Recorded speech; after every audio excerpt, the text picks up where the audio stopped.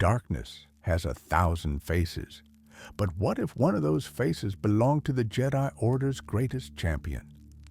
What if the purple blade that once defended the Republic became an instrument of its destruction? Tonight, we explore an alternate timeline where Mace Windu, Master of the Order, wielder of Vapad, and the Jedi Council's most formidable warrior walked a different path, a darker path. In the official timeline, Mace Windu stood as a pillar of the Jedi Order, a traditionalist who embodied its ancient principles even while dancing dangerously close to the shadows through his unique lightsaber form. But in this alternate reality, that dance would not end with restraint. Instead, it would end with surrender. The question is not whether Mace could fall to darkness.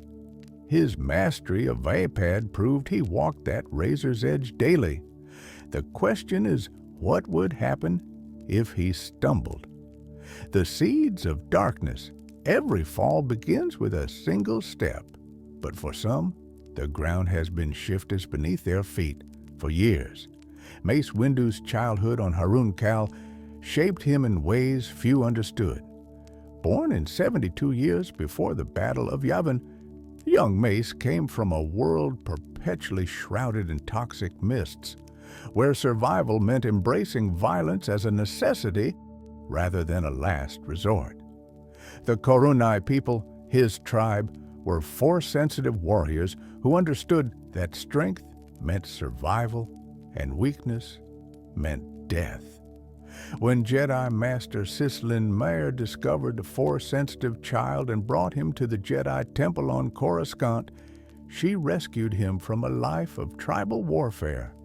But she also took him from the only world he knew, from the brutal honesty of survival into the carefully constructed philosophies of an order that, to young Mace, seemed to deny fundamental truths about the nature of conflict and power.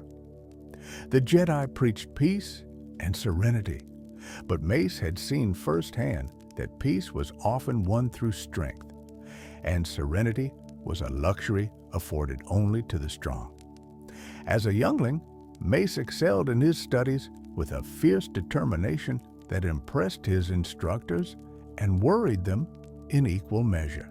Under the tutelage of Professor Huyang, he constructed his lightsaber not with a traditional green or blue crystal, but with a rare amethyst crystal that produced a distinctive purple blade. The color was unique, standing between the blue of Jedi Guardians and the red of the Sith. A physical manifestation of the space mace would forever occupy between absolute light and seductive darkness. His training under Master Sislin Mir was rigorous and successful. Later, he studied under Grand Master Yoda himself, absorbing wisdom and technique from the greatest Jedi Master in the Order. Yet beneath his exemplary performance lurked something his masters could sense, but never quite identify: a roil in darkness, an anger that he controlled rather than released. Yoda sensed it, peering at his young student with ancient eyes that had seen the fall of countless Jedi. "Sense great darkness in you, I do," Yoda told him once. "Yet master it you must. Control it, lest it control you." Mace took these words to heart, but perhaps not in the way Yoda intended. Rather than releasing his anger and finding true peace, Mace learned to harness it, to compress it into a weapon he could wield with precision. He became a master of control, never allowing his emotions to control him, but never truly letting them go either. This approach would define both his greatest achievements and, in this alternate timeline, his ultimate corruption. By the age of 28, Mace Windu had achieved what few Jedi ever could: a seat on the Jedi High Council. He was among the youngest council members in the Order's millennia-long history, a testament to his extraordinary skill wisdom, and dedication. His rise was meteoric, fueled by his combat prowess, strategic mind, and unwavering commitment to Jedi principles as he understood them. He became known as the Jedi Order's champion, its most formidable warrior, the sword that would strike down any threat to peace and justice in the galaxy. But ascension to the Council also brought new responsibilities and new frustrations. As a Council member, Mace witnessed the Republic's slow decay firsthand. He sat in endless meetings where politicians prioritized personal gain over the common good. He watched as corruption spread like a cancer through the Senate chambers while the Jedi, bound by their oaths to serve the Republic, could do nothing but offer advice that was rarely heeded. The ideals he had been taught, that the Jedi were guardians of peace and justice, seemed increasingly hollow when the institutions they served were themselves corrupt. The creation of Vapad form Sam Venos, known as Huyo, or the Ferocity form, had existed for millennia, recognized as the most aggressive and dangerous of all lightsaber combat styles. Its practitioners drew upon their anger and passion to fuel devastating attacks that could overwhelm almost any defense. But this very power made it forbidden, as countless Jedi throughout history had fallen to the dark side after embracing Huyo's emotionally charged techniques. The form required its wielders to channel dark emotions, to tap into anger and aggression in ways that directly contradicted the Jedi Code's teachings about peace and serenity. Mace Windu understood the danger of Huyo. He had studied its history, knew the names of Jedi Masters who had fallen while practicing it. During the Great Sith War, numerous Jedi who practiced Form 7 either fell to the dark side or came perilously close, leading the Jedi Council to ban the form entirely. For centuries, this ban remained in place, a recognition that some powers were too dangerous to wield, some edges too sharp to grasp. But Mace also recognized Form 7's terrible effectiveness. He saw that in a galaxy growing darker, the Jedi might need every advantage they could muster. More personally, he felt the darkness within himself, that roiling anger he had carried since childhood, compressed and controlled but never eliminated. He wondered if perhaps the Jedi approach of suppressing such emotions was itself flawed. Perhaps, instead of denying the darkness, one could acknowledge it, harness it, and use it without being consumed. This insight led Mace Windu to create Vyalpad, a variant of Form 7 that he named after a predatory creature from the planet Sarapin. The Vyalpad was a creature whose tentacles moved so fast during attacks that they appeared as a blur, impossible to count or track. Similarly, Vapad as a lightsaber form emphasized speed, unpredictability, and overwhelming offense. But Vapad was more than just a fighting technique. It was a state of mind, a philosophy that challenged fundamental Jedi teachings. Where other forms taught control of emotion, Vapad taught acceptance of emotion. Its practitioners learned to acknowledge their enjoyment of combat, to relish the satisfaction of victory, to channel both their own darkness and their opponent's dark side energy without succumbing to it. The form created what Mace called a superconducting loop. The practitioner would accept an enemy's aggression and fury, redirect it, and send it back amplified. Mace worked with fellow Jedi Master Sora Bulk to refine Vapad, testing its techniques and developing its philosophical underpinnings.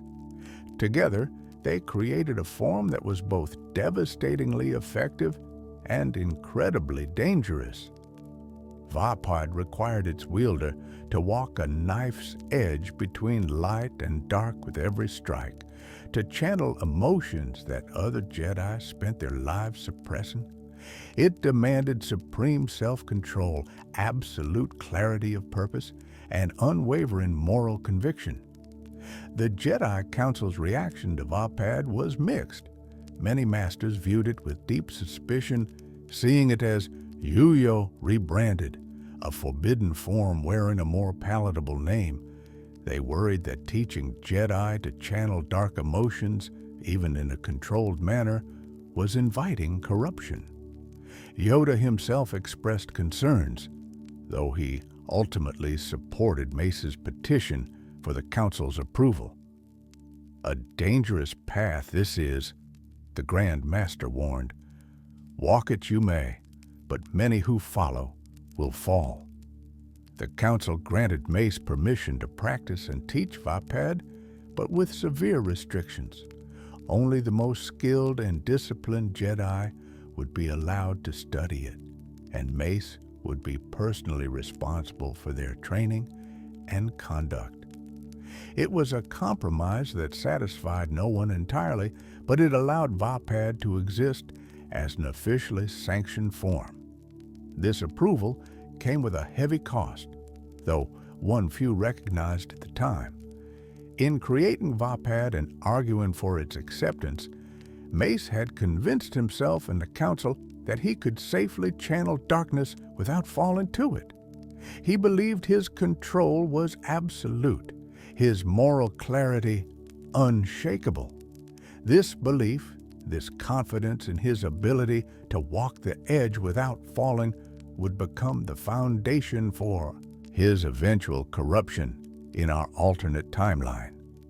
The first apprentice falls, Depa Billaba, was everything a Jedi should be.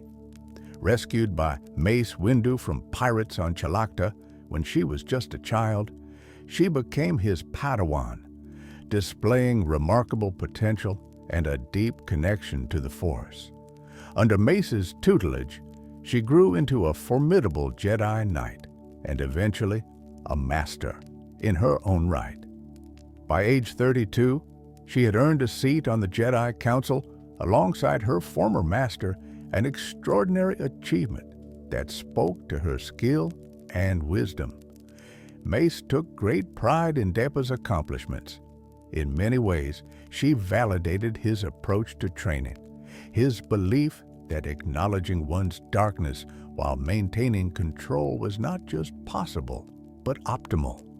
He taught her Vapad, sharing with her the most dangerous knowledge he possessed, confident that she had the strength to wield it safely. For years, Depa justified that confidence. She became one of the few masters of Vapad, channeling her emotions in combat while maintaining her connection to the light. She fought with controlled ferocity, acknowledging the darkness within herself while never surrendering to it. Mace watched her progress with satisfaction, seeing in her success proof that his philosophy worked. But Vapad's danger lay not in its technique, but in its gradual erosion of boundaries.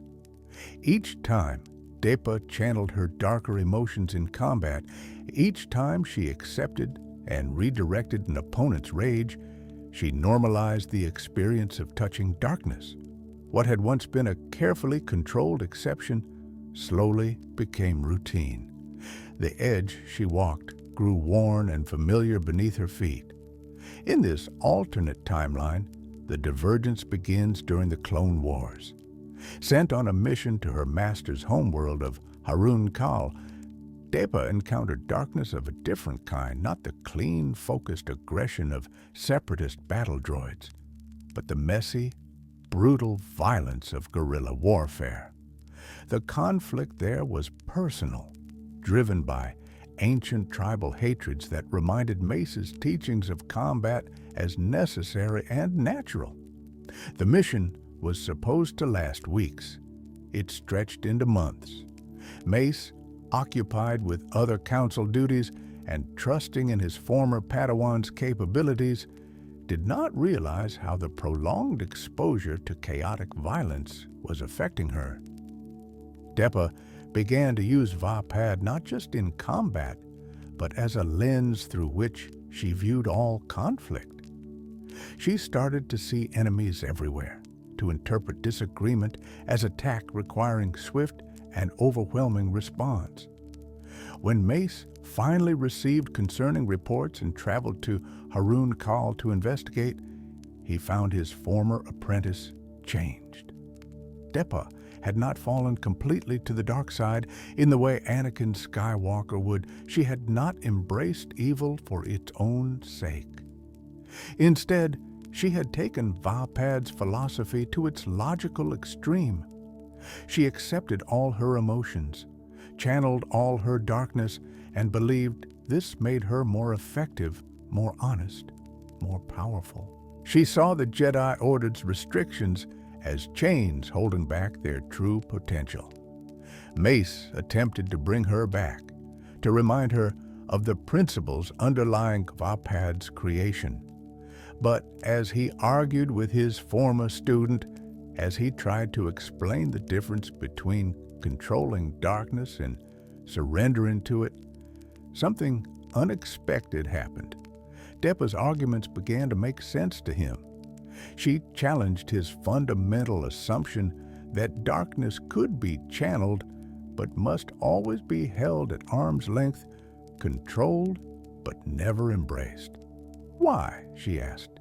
If Va-Pad proved that Jedi could touch darkness without falling, did they still cling to the old restrictions? Why accept your anger in combat but suppress it elsewhere? Why acknowledge your darkness in battle but deny it in daily life? Was that not itself a form of hypocrisy, of self-deception? Mace had no good answer. The truth was that Va-Pad's boundaries had always been somewhat arbitrary, lines drawn more from tradition than from any fundamental principle. He had pushed those boundaries in creating Va-Pad, had convinced the Council to accept a form that channeled dark emotions. Depa was simply asking why they should stop there. In the canonical timeline, Mace eventually brought Depa back from the brink, though she was deeply changed by the experience. But in our alternate timeline, the reunion on Harun Kal went differently. As Mace listened to his former apprentice's arguments, as he felt the weight of his own hypocrisy, something shifted within him. The darkness he had so carefully controlled, compressed into a weapon for the light, stirred, and for the first time in decades, Mace Windu considered that perhaps the Jedi way was not the only way, or even the right way. The philosophy shifts. The journey from questioning to corruption is not instantaneous. It's a gradual process, a series of small compromises that accumulate until you can no longer recognize the person you become. For Mace Windu, this journey began with philosophical questions that seemed reasonable, even noble in their intent. He returned from Harun Kal with Depa, but he could not shake her arguments from his mind. Back in the Jedi Temple, surrounded by the Order's ancient traditions and comfortable certainties, Mace found himself increasingly critical of what he observed. The Clone Wars had forced the Jedi into the role of generals, but how well were they adapting to that role? The Council spent hours debating military strategy, yet they still clung to philosophies developed for peacekeepers, not warriors. Mace began to see contradictions everywhere. The Jedi preached detachment, yet they fought passionately to save the Republic. They claimed to serve the Force rather than governments, yet they took orders from Chancellor Palpatine and the Senate. They taught that emotions were dangerous, yet every Jedi Mace knew felt compassion, friendship, even love for their fellow Jedi. and the citizens they protected. The difference was simply that they pretended not to feel these things, that they suppressed them rather than acknowledged them. This suppression, Mace came to believe, was the real danger. By denying their emotions rather than accepting and controlling them, Jedi left themselves vulnerable. When emotions inevitably surfaced, as they always did, unprepared Jedi could be overwhelmed. How many Jedi had fallen to the dark side not because they felt anger or fear, but because they had never learned to process those emotions in healthy ways? Vapad had taught Mace that darkness could be a tool, that by acknowledging and channeling dark emotions, a Jedi could become stronger without becoming corrupt. But Vapad only applied to combat. What if, Mace wondered, that principle could be extended further? What if Jedi could acknowledge all their emotions, their anger at injustice, their desire for a more just galaxy, even their hunger for the power to make such changes, and use those emotions as fuel without being consumed by them? These thoughts might have remained philosophical musings, but the Clone Wars gave them concrete form. Mace watched as the Jedi struggled to adapt to military leadership. He saw Jedi Knights who were brilliant peacekeepers fail as generals because they couldn't make the hard choices that war demanded. He saw the Council hesitate at crucial moments, paralyzed by principles developed for a galaxy at peace. Meanwhile, the Separatists, who had no such compunctions, pressed their advantages ruthlessly. Count Dooku, a former Jedi who had embraced the dark side, commanded Separatist forces with a clarity of purpose that made him devastatingly effective.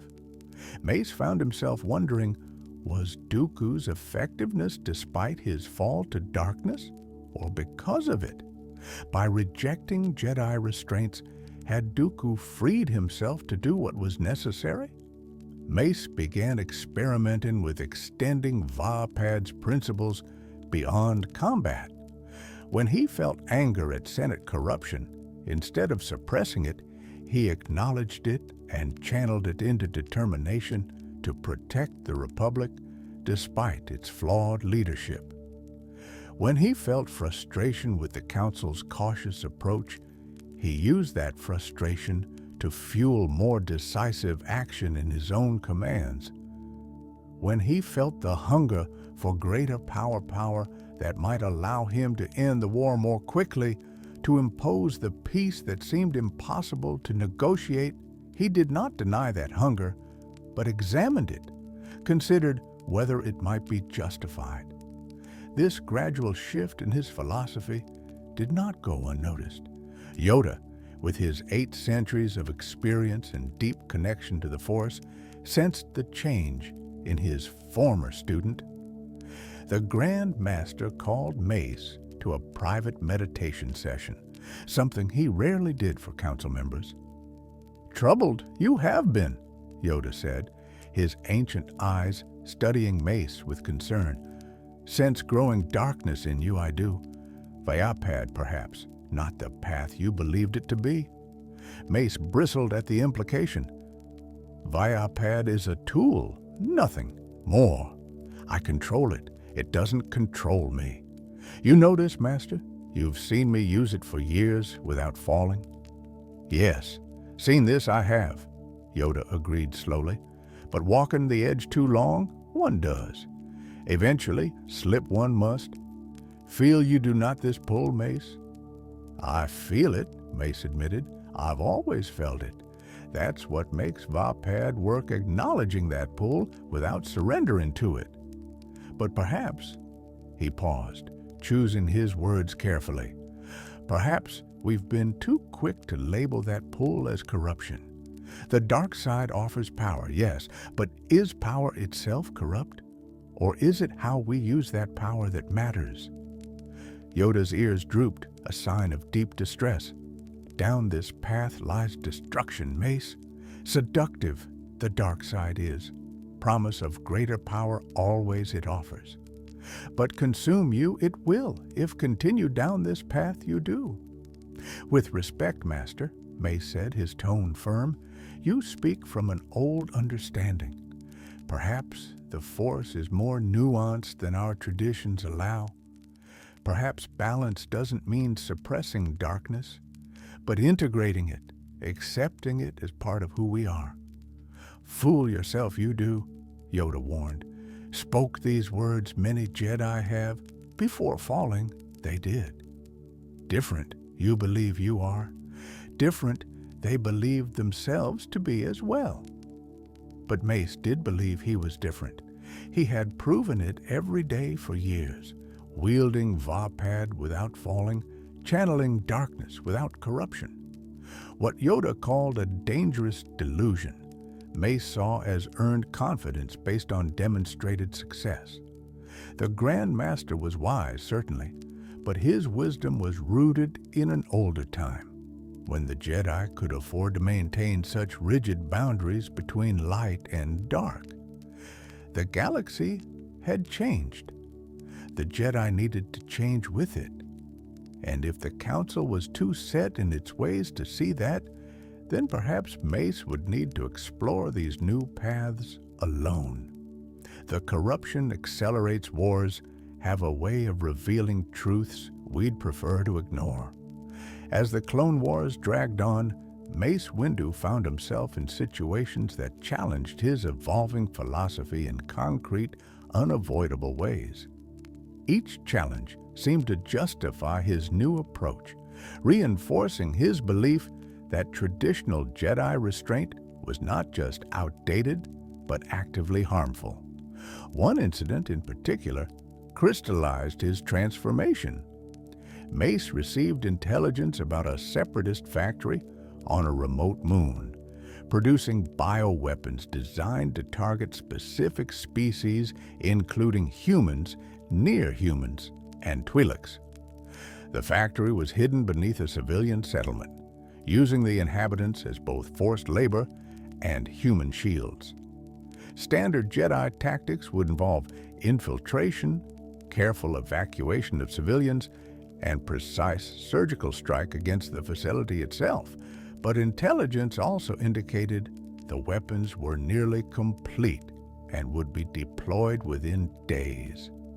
Evacuation would take weeks and would certainly alert the Separatists, who would either move the weapons or deploy them immediately.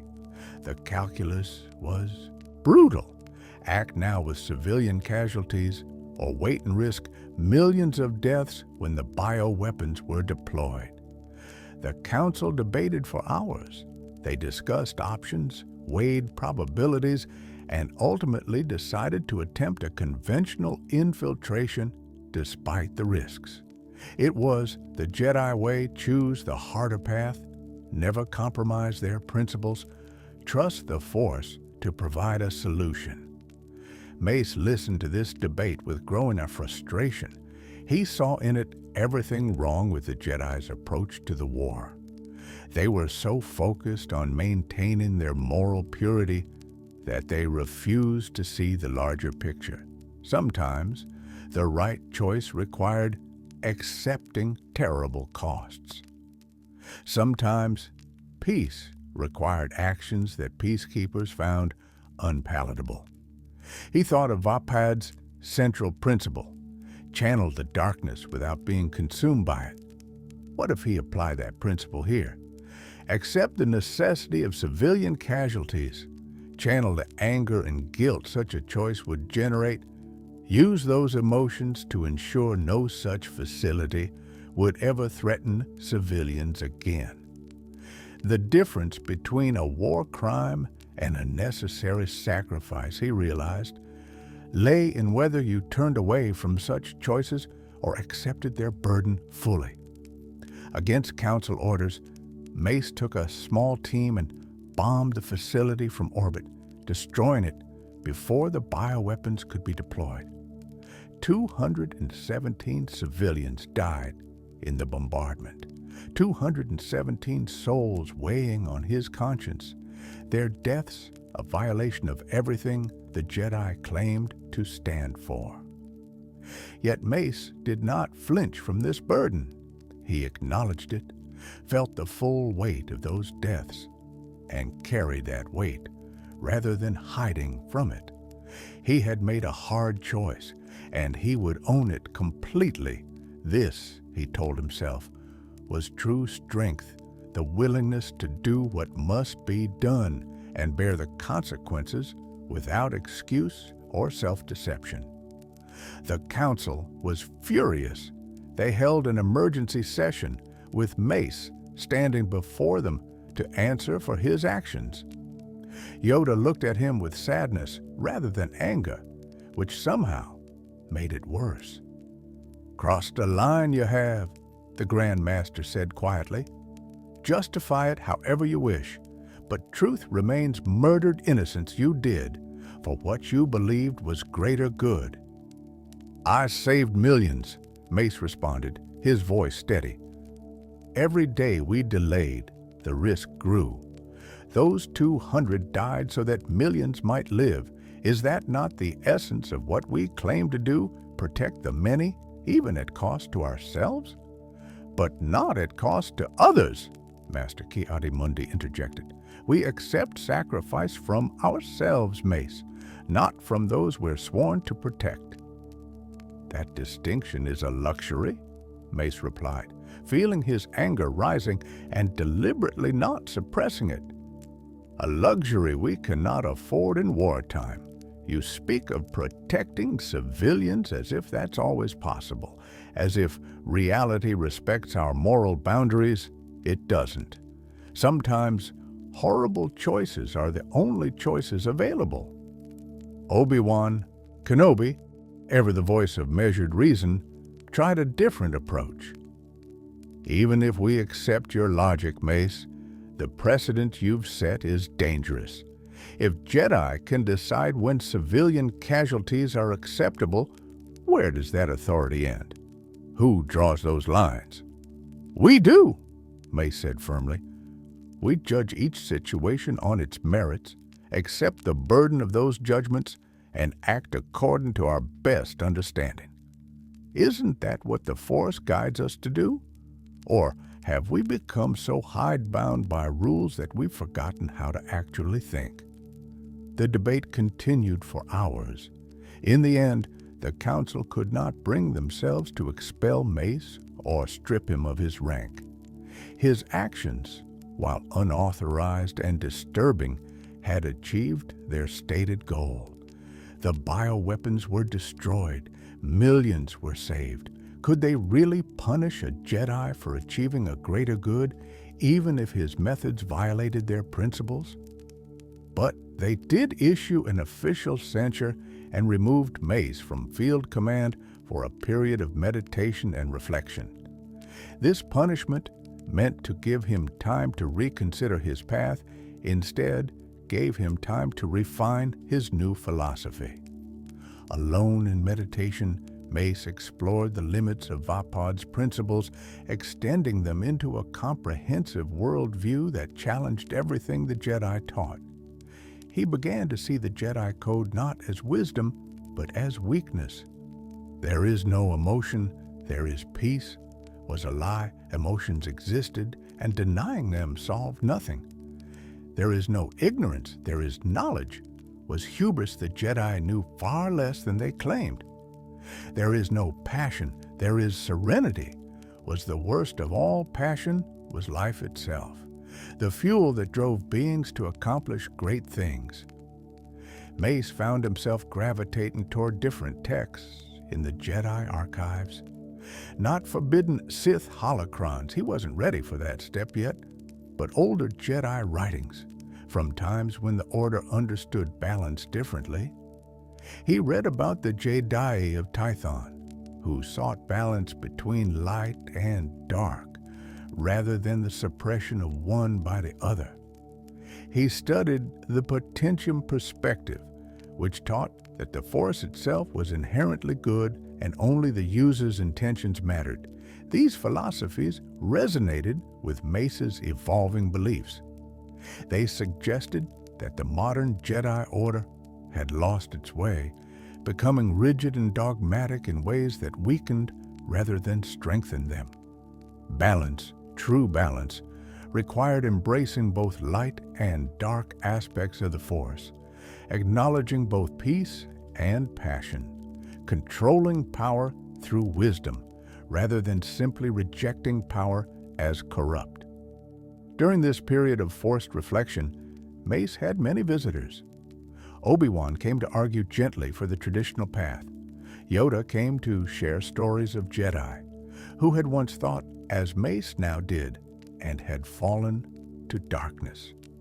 Even Anakin Skywalker came, curious about this master who seemed to question the Council's absolute authority, as Anakin himself often did. That conversation with Anakin was particularly significant. The young Jedi Knight, powerful but conflicted, filled with passion and restrained by rules he chafed against, saw in Mace something he recognized: a Jedi who felt the same frustrations but channeled them differently. They spoke for hours about power, emotion, and the nature of the Force itself. "The Council acts like power is dangerous," Anakin said at one point. "They're always warning me to be careful, to control myself, to not become too powerful. But isn't power what allows us to help people? The more powerful I am, the more I can accomplish. How's that bad?" "It's not," Mace replied, surprising himself with the certainty in his voice. "The Council fears power because they don't trust themselves to wield it responsibly. They create rules to substitute for wisdom, boundaries to replace judgment. But true strength comes from acknowledging your power fully and choosing how to use it." "That's what I think," Anakin agreed enthusiastically. "But when I say things like that, Master Kenobi tells me I'm being arrogant, that I don't understand the dangers." "Perhaps," Mace said carefully, "Obi-Wan doesn't understand the opportunities. Power is only dangerous if you fear it. Accept it, own it completely, and it becomes a tool like any other." That conversation planted seeds in both men. For Anakin, it reinforced his existing beliefs and suggested that even Council members might agree with his perspective. For Mace, it demonstrated that he was not alone in questioning the Jedi's traditional approach. The next generation of Jedi felt these same tensions, recognized these same contradictions. Perhaps, Mace thought, he was not falling to darkness at all. Perhaps he was simply ahead of his time, seeing truths the Order would need to accept eventually. The point of no return. Every fall has a moment of decision, a point where choice becomes commitment and possibility becomes reality. For Mace Windu, that moment came with the discovery of Darth Sidious's true identity, though not in the way it happened in the canonical timeline. Palpatine had been grooming Anakin Skywalker for years, slowly drawing him toward darkness with a patience and subtlety that few could match. But the Chancellor's attention was not focused solely on Anakin. As a skilled manipulator, Palpatine recognized other potential allies, other pieces he might need for his grand design. And Mace Windu, with his growing questions about Jedi orthodoxy and his willingness to make hard choices, presented an interesting opportunity. The Chancellor began to pay more attention to the Master of the Order. He sought Mace's counsel on military matters, praised his decisive actions, and subtly reinforced the very questions Mace was already asking himself. When the incident with the bioweapon factory occurred and the council censured Mace, Palpatine was carefully sympathetic. "The burden of leadership," the Chancellor said during one of their private meetings, "is that sometimes we must make choices others cannot understand. They see only the cost, not the necessity. But you understand, Master Windu. You see the larger picture. The galaxy needs leaders willing to make hard decisions." Mace knew he should be wary of such flattery, especially from a politician. But Palpatine's words resonated with his own thoughts so perfectly that they felt less like manipulation and more like validation. Here was someone who understood the impossible position the war placed them in, who recognized that traditional responses were inadequate for unprecedented challenges. Their conversations became more frequent and more philosophical. Palpatine never pushed too hard, never revealed his true nature. He simply asked questions, offered perspectives, and allowed Mace to draw his own conclusions. He spoke of the ancient Sith philosophy in abstract terms, presenting it as an intellectual curiosity rather than a threat. The Sith understood something the Jedi have forgotten, Palpatine said during one such conversation. They recognized that passion and peace are not opposites, but complements. That strength comes not from denying your nature, but from embracing it fully. Of course, he added with a smile, they took this philosophy to extremes, becoming tyrants in their pursuit of power. But the core insight remains valuable. These seeds fell on fertile ground. Mace had already been thinking along similar lines, already questioning whether the Jedi's categorical rejection of passion and emotion was wisdom or fear. Hearing these thoughts articulated by someone else, especially someone as successful as Chancellor Palpatine, gave them additional weight. But Palpatine's true masterstroke came when he revealed himself not to Anakin first, but to Mace, and not as a threat, but as an opportunity. The moment arrived during a private meeting in the Chancellor's office. They had been discussing the war's progress, and Palpatine had been unusually candid about his concerns for the Republic's future. Then, almost casually, he said, "You know, Master Windu, I sometimes wonder if the Jedi and Sith are truly enemies, or merely practitioners of different aspects of the same power." Mace tensed slightly, years of training putting him on alert. "That's a dangerous philosophy, Chancellor." "Is it?" Palpatine smiled. "Or is it simply honest? The Jedi use the Force to impose their will on the galaxy, to protect what they deem worthy of protection. The Sith do much the same, simply with different priorities. Both wield great power in service of their vision. The difference lies not in the power itself, but in how it's used and toward what ends. The Sith embrace darkness and chaos," Mace replied, but his voice lacked its usual certainty. "The Sith embrace passion and accept that change requires destruction," Palpatine corrected gently. "Are these truly evil or simply uncomfortable truths? You yourself recently destroyed a facility and everyone in it to prevent a greater tragedy. Was that chaos or clear-eyed necessity? Did embracing that darkness make you evil or make you effective?" The conversation continued, winding through philosophy and history, gradually approaching a revelation that Mace half suspected but had never wanted to confirm.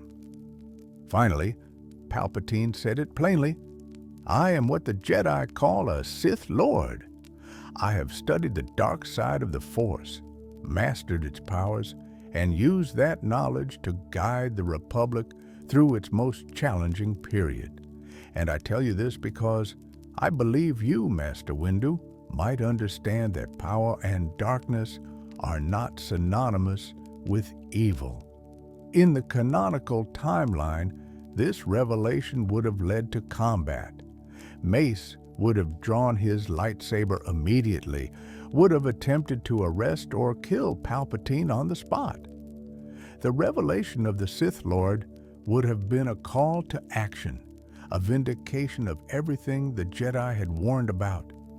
But this Mace Windu, already corrupted by his own rationalization and increasingly alienated from Jedi orthodoxy, hesitated. Not because he trusted Palpatine, but because he saw an opportunity to learn to understand the dark side from its greatest living practitioner. If the Jedi way was insufficient, and Mace increasingly believed it was, then perhaps studying the Sith way might reveal useful truths. "You expect me to simply accept this?" Mace said, hand moving toward his lightsaber but not quite grasping it. "I expect you to think," Palpatine replied calmly. "You've already broken from Jedi orthodoxy in many ways. You channel darkness through Varpad. You make hard choices others refuse. You've recognized that the Jedi Code, as currently understood, is inadequate for the challenges we face. All I'm offering is the chance to explore alternatives, to expand your understanding beyond the limitations of Jedi dogma. And if I refuse? If I report this to the Council?" Palpatine shrugged.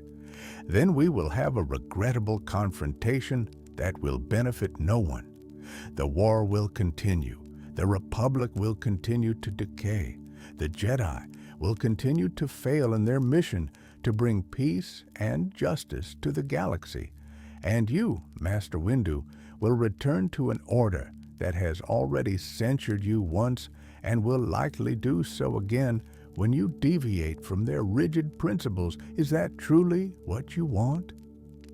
Mace stood silent for a long moment, feeling the weight of this decision. He could draw his blade now, could attempt to arrest or kill the Dark Lord of the Sith. It was his duty as a Jedi Master, his responsibility to the Order and the Republic. But he had spent months questioning whether duty to a flawed Order and a corrupt Republic was itself virtuous, whether the Jedi's absolute rejection of darkness was wisdom or cowardice. "Teach me," Mace said finally, the words leaving his mouth before he had fully decided to speak them. "Teach me about the dark side, not to embrace it blindly, but to understand it, to expand my knowledge beyond what the Jedi permit." Palpatine smiled, and in that smile was both triumph and genuine pleasure. "I will teach you, Mace Windu, and together, perhaps we can forge something new, a path that combines the Jedi's discipline with the Sith's passion, wisdom with power, restraint with effectiveness." That was the moment of Mace Windu's true fall. Not a sudden embrace of evil, not a descent into rage or hatred, but a rational, carefully considered decision to cross a line he knew should not be crossed. He told himself he was gathering intelligence, learning enemy techniques to better combat them. He told himself his control was absolute, that he could study darkness without succumbing to it. But darkness is patient, and corruption is gradual. Mace Windu had just invited it in, and it would not be easily dismissed once it made itself at home. The Sith teachings, Palpatine's approach to teaching Mace, was masterful in its subtlety. He did not immediately hand over Sith holocrons or train him in Force lightning. Instead, he began with philosophy, with questioning and examining assumptions, building a framework through which Mace would come to see the dark side not as evil, but as misunderstood power. Their training sessions took place in utmost secrecy, usually late at night in Palpatine's private chambers or in forgotten corners of the Senate building where Jedi rarely ventured. Palpatine began each session not with lessons, but with questions. "What is the dark side, Master Windu?" he asked during their first training session. "Power, gained through anger, fear, hatred, and aggression," Mace replied, reciting what he had been taught. "But you use anger in Varpad, do you not? You channel aggression in every battle. Does this make you a dark side practitioner?" "No, because I control those emotions rather than letting them control me." "Precisely," Palpatine said with satisfaction. "You've already grasped the essential truth. It is not the emotion itself that corrupts, but the loss of control. The Jedi teach suppression, which inevitably leads to eruption. The Sith teach acceptance and channeling, which allows for control. You've already learned this through Varpad. I'm merely helping you extend that principle further." This framing that Mace had already discovered these truths through his own work with Varpad was crucial to Palpatine's seduction. It positioned the Sith teachings not as alien corruption, but as natural extensions of paths Mace had already begun walking. Each new lesson built on previous ones, creating a logical progression that felt inevitable rather than transgressive. Palpatine taught him about Sith history, painting it not as a tale of evil tyrants, but as a chronicle of individuals who sought power to impose order on chaos. He explained how the Jedi and Sith had both emerged from the same Force-using traditions, diverging only in their philosophies about emotion and attachment. The Sith, Palpatine explained, simply recognized what the Jedi denied, that power required passion. That great change required accepting the destructive aspects of transformation. "Consider a forest fire," Palpatine said one evening. "It seems purely destructive, killing trees and wildlife, reducing a thriving ecosystem to ash. The Jedi would work to prevent such fires, seeing only the loss. But nature is wiser. Those fires clear away the old, the dead, the diseased. They return nutrients to the soil. They create space for new growth. Within years, the forest is healthier and more vibrant than it was before the fire. This is the dark side's truth, that destruction and creation are not opposites, but partners in the cycle of renewal." These philosophical lessons gradually gave way to practical training. Palpatine taught Mace to tap into the dark side of the Force directly, not just through Varpad's superconducting loop, but through his own emotions. He showed him how anger could fuel enhanced physical abilities, how fear could sharpen awareness, how hatred could strengthen resolve. The first time Mace deliberately drew on the dark side outside of combat, he felt a rush of power unlike anything Varpad had ever provided. It was intoxicating, overwhelming, frighteningly seductive. For a moment, he understood why the Jedi fear this power so much. It made everything else feel like a pale shadow by comparison. "Control is essential," Palpatine reminded him as Mace struggled to manage the flood of dark side energy. "Feel the power, accept it, but do not let it sweep you away. You've trained your entire life for control. Use that training now." Gradually, Mace learned to harness dark side power as he had learned to channel it through Varpad, acknowledging it, directing it, but maintaining his sense of self. Or so he told himself. In truth, each use of the dark side changed him slightly, eroding boundaries he hadn't even known existed until they were gone. Palpatine taught him Sith techniques that the Jedi had lost or never known. Force lightning, the ability to conjure and control energy through emotion. Force choke, the dark side's answer to the Jedi's Force grip, powered by anger rather than serenity. Force drain, which could siphon life energy from one being to another.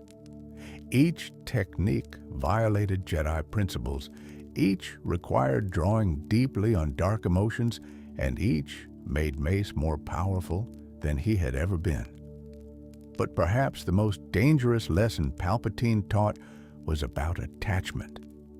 The Jedi forbade attachment, claiming it led to possession and fear of loss. The Sith embraced attachment, recognizing it as a source of passion and power.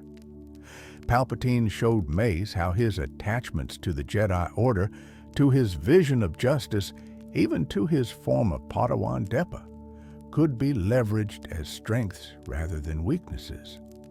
The Jedi fear loss, Palpatine explained, so they refused to have anything worth losing. They practiced detachment, which they claim is freedom from suffering. But in refusing attachment, they also refuse life's greatest joys and strongest motivations. The Sith accept that attachment brings both pleasure and pain, and they use both to fuel their power. Tell me, when Depa Billaba questioned traditional Jedi teachings, did your attachment to her make you weaker or stronger? Stronger, Mace admitted. My loyalty to her, my desire to understand her perspective, opened my mind to questions I might otherwise have dismissed. Exactly. Attachment is not weakness. Fear of loss is weakness. Accept that you may lose what you love, prepare for that loss, but do not deny yourself the strength that love and loyalty provide. This is the Sith way to live fully, feel deeply, and use every emotion as a tool rather than viewing emotions as enemies. Throughout this period of secret training, Mace continued his duties as a Jedi Council member.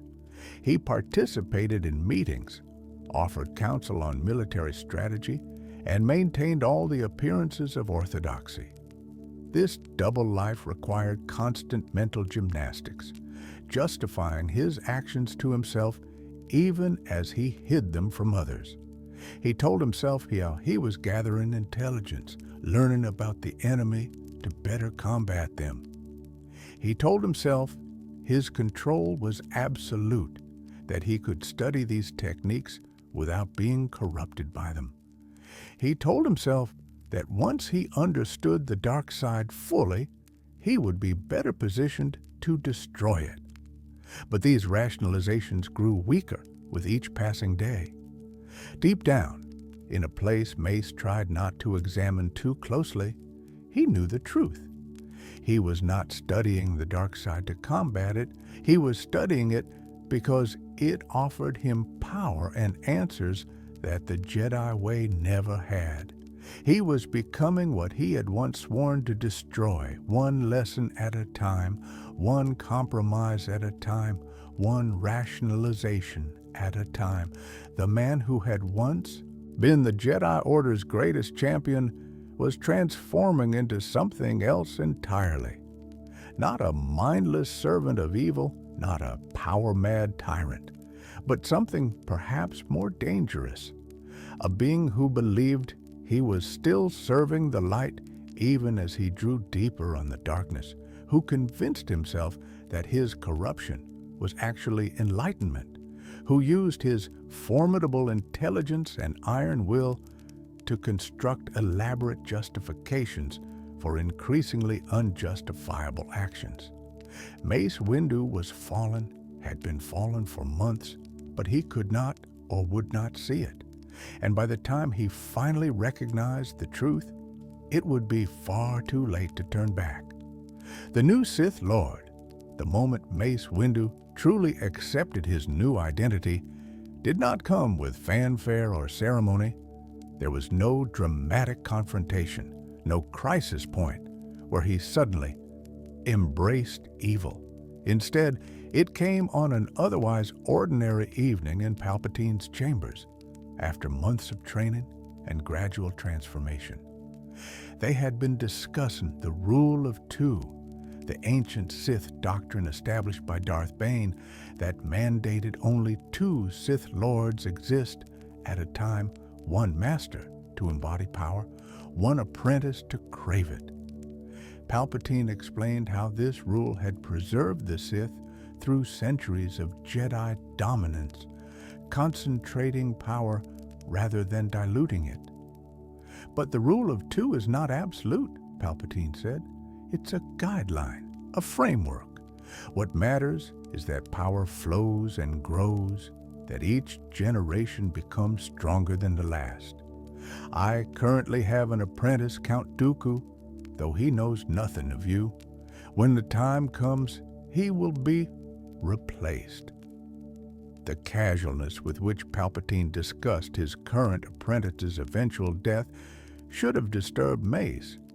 It was a window into the Sith's true nature. Their relationships were transactional, built on power rather than loyalty. But Mace found himself unmoved by this revelation. If anything, it made sense to him. Better to be replaced when you've grown weak than to cling to power you can no longer wield effectively. Was that not, in its own way, a form of honesty the Jedi lacked? "What would you have me be?" Mace asked. The question itself was significant. He was no longer asking whether to join Palpatine, but only what role he would play. "A partner," Palpatine replied, "though one who must operate in shadow for now. The galaxy is not ready for a Jedi Master to openly embrace Sith teachings. Your position on the Council is too valuable to sacrifice prematurely, but you can serve the cause in ways Dooku cannot from within the very heart of the Jedi Order. You want me as a spy. I want you as an ally with unique access and perspective. You understand both light and dark, both Jedi and Sith philosophy. You can help me forge something new when the time comes, an order that combines the best of both traditions, that draws power from all aspects of the Force rather than arbitrarily limiting itself." Mace considered this vision, an order that did not deny power or emotion, but controlled and directed them. Warriors and peacekeepers who could be both, who could make hard choices without hesitation or shame. A galaxy led by those strong enough to lead it, rather than by the corrupt politicians and weak-willed bureaucrats who currently held power. Was this not what he had been seeking all along? "I will need a Sith name," Mace said quietly, and with those words, his transformation was complete. Palpatine smiled. "You have already chosen it, I think, though perhaps you have not articulated it yet. Vapod was your creation, the culmination of your unique understanding of how to channel darkness. You named it after a predator whose strikes cannot be seen or counted. I propose that you take that name as your own, Darth Vapod, Lord of the Superconducting Loop, Master of the Edge between light and dark." "Darth Vapod," Mace repeated, tasting the name. It felt right, an acknowledgement of what he had become. Not a Jedi who had fallen, but a being who had transcended the limiting boundaries of both Jedi and traditional Sith, who had forged a new path that drew strength from all sources of power. "Yes, I accept this name and this path." Palpatine performed no formal ceremony, no Sith ritual to mark the transformation. There was no need. Mace Windu had already walked the necessary path, made the necessary choices. The name was simply an acknowledgement of a change that had already occurred. "Your first task," Palpatine said, "will be the most difficult. You must continue as you have been serving on the Council, appearing to be the dutiful Jedi Master. But you will also guide their decisions in subtle ways, ensuring they make choices that serve our greater purpose. And when the time comes, when I call for you, You will help me bring about the transformation this galaxy so desperately needs." Darth Vapad, for he could no longer think of himself only as Mace Windu, accepted this mission. He returned to the Jedi Temple that night, walking the same corridors he had walked for decades. But everything looked different. The temple's pristine halls seemed not peaceful, but sterile. Its silence not serene, but stagnant. The Jedi he passed seemed not wise, but willfully blind, clinging to traditions that had lost their relevance. He sat in council meetings the next day, listening to debates about restraint and caution, and bit back arguments he would have made before. Let them think him chastened by his censure. Let them believe his period of reflection had brought him back to orthodoxy. In time, they would see the truth, but by then it would be too late to stop what was coming. The most difficult part of this double life was hiding his transformation from Yoda. The ancient Grand Master had always been able to sense his darkness, had warned him repeatedly about the path he walked. Now, with Mace having fully embraced the dark side, hiding from Yoda's perception required constant vigilance and considerable power. Mace, Darth Vapad, used techniques Palpatine had taught him to cloud its presence in the Force, to project an image of Jedi serenity while concealing the roiling darkness beneath. It worked, barely, but he knew Yoda suspected something. The Grand Master watched him with increasing concern, though he could not pinpoint what had changed. During this period, Vapad continued his Sith training in secret while playing his role as a Jedi Master. The strain was enormous, but he managed it through sheer discipline and the dark side power he had learned to wield. He participated in military campaigns with a new ruthlessness that he carefully disguised as pragmatism. He offered counsel to the Council that subtly guided them toward decisions that would weaken the Order and strengthen Palpatine's position. Most significantly, he influenced the Council's handling of Anakin Skywalker. Where before he might have tried to help the troubled young Jedi find balance within traditional Jedi teachings, now he pushed decisions that would increase Anakin's frustration and alienation.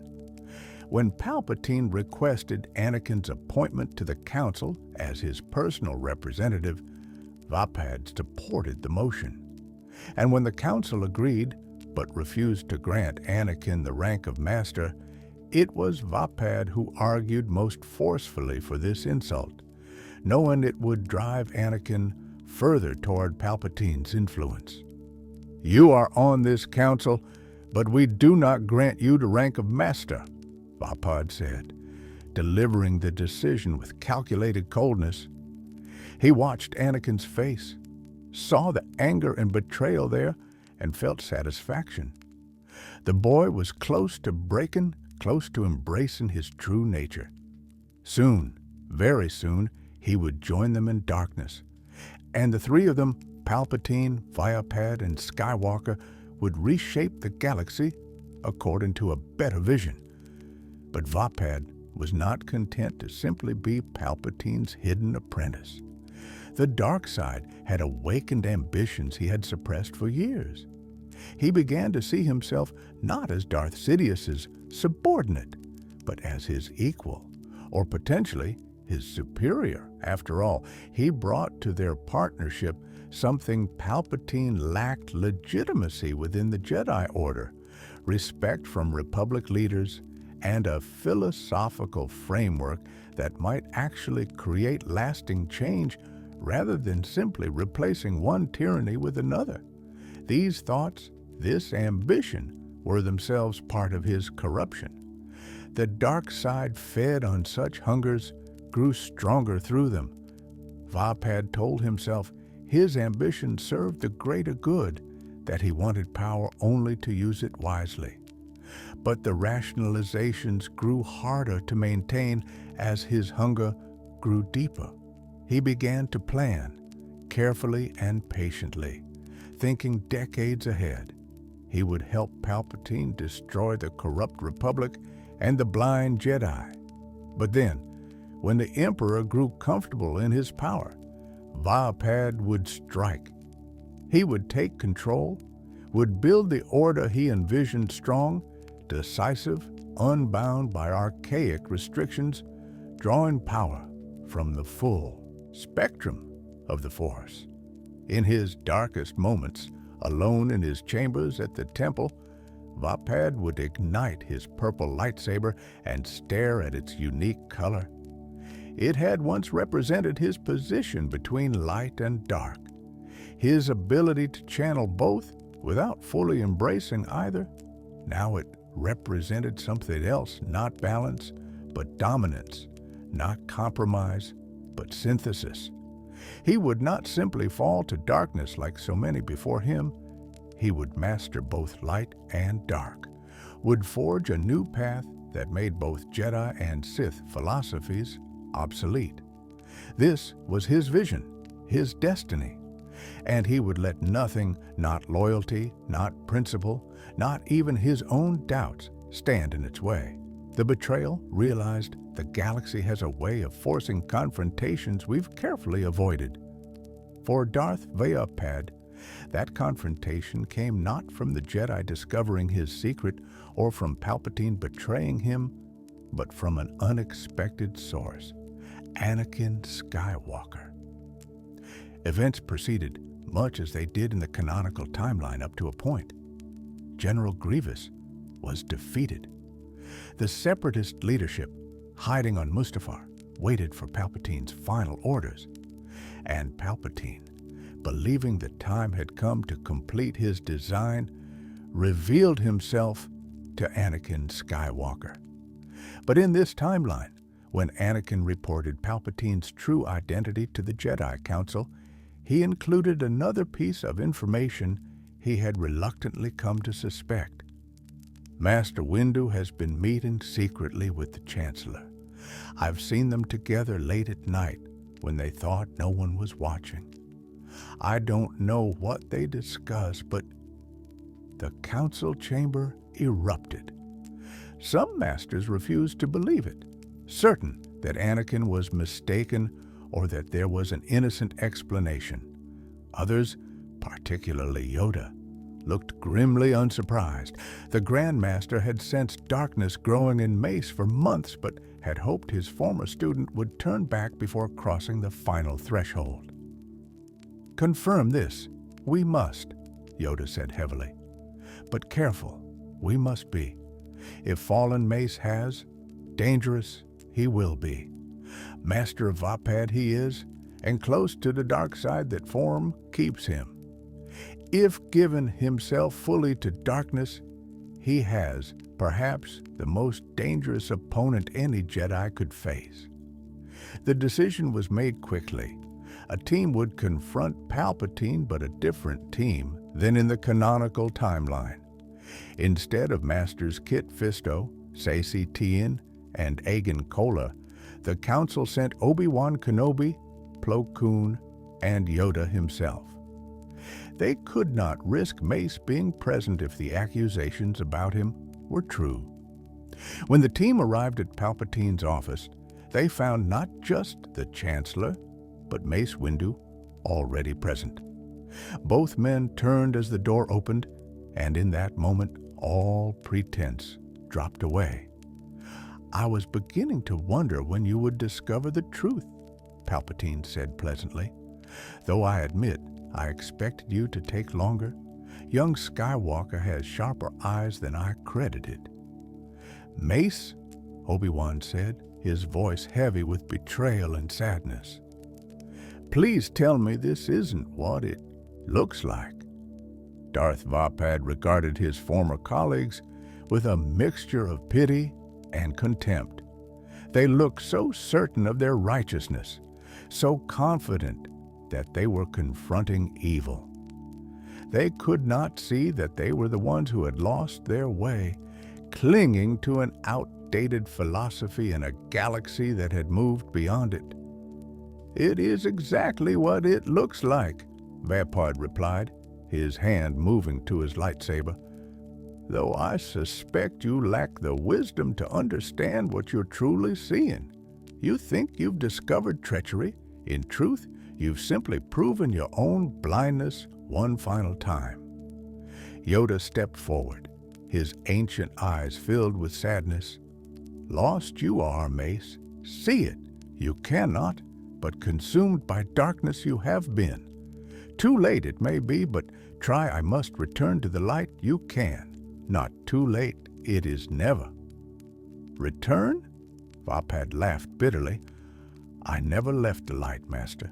I simply stopped pretending it was separate from the darkness. I've become what the Jedi should have been all along, a wielder of the full spectrum of the Force, powerful enough to do what must be done, unhindered by the chains you call wisdom." "Enough talk," Palpatine interjected. "They came here to kill or arrest us. Let us show them the futility of their mission." What followed was perhaps the most intense lightsaber battle in galactic history. In the canonical timeline, Mace had nearly defeated Palpatine alone. Now, fighting alongside the Dark Lord, he was devastating. His purple blade moved with Vapad's characteristic unpredictability, but supercharged with dark side power, he no longer bothered to restrain. Obi-Wan engaged him directly, Soresu's defensive perfection against Vapad's offensive fury. "You taught me to control my emotions," Obi-Wan said between strikes. "You lectured me on discipline and restraint. Was it all lies?" "It was incomplete truth," Vapad replied, his attacks coming faster, harder, beginning to overwhelm even Soresu's legendary defense. "I taught you what I believed in. I know better now. Your defense is formidable, Obi-Wan, but purely reactive. You can only respond to attacks, never initiate victory. That's the Jedi way in microcosm, always defensive, always reactive, never willing to seize opportunities when they present themselves."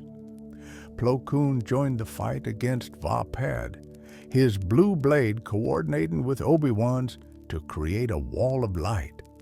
But Vapad had trained to fight multiple opponents, had developed Vapad specifically to handle overwhelming numbers by channeling all incoming aggression into his own attacks.